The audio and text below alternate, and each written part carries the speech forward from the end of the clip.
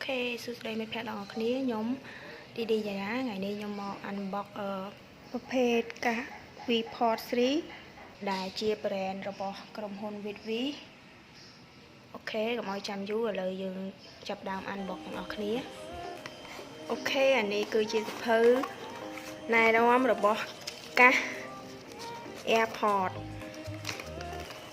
អូខេអានោះយើងទុកសភៅណែនាំតម្លៃសិនយើងទៅមើលកាស Airport យើងអានេះមាន case សម្រាប់កាស iPod យើងទៅបើកមើលខាងក្នុងអានេះគឺជាខ្សែសាក់បើកមើលខាងក្នុងទាំងអស់គ្នា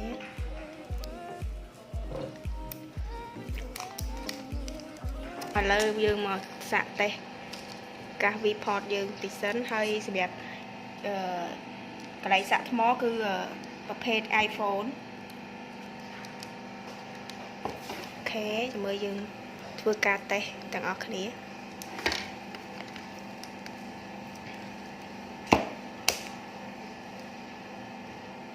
បងយើងបើក Bluetooth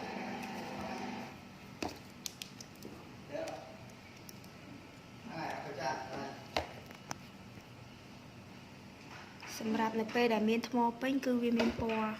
ខៀវអញ្ចឹង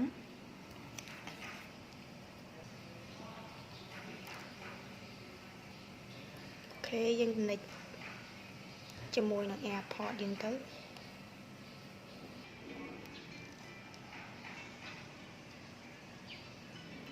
អូខេឥឡូវការ unbox កាស Airport របស់យើងបានចប់ប៉ុណ្ណឹងហើយអរគុណសម្រាប់ការទស្សនាជួបគ្នានៅវីដេអូក្រោយទៀតបាយបាយ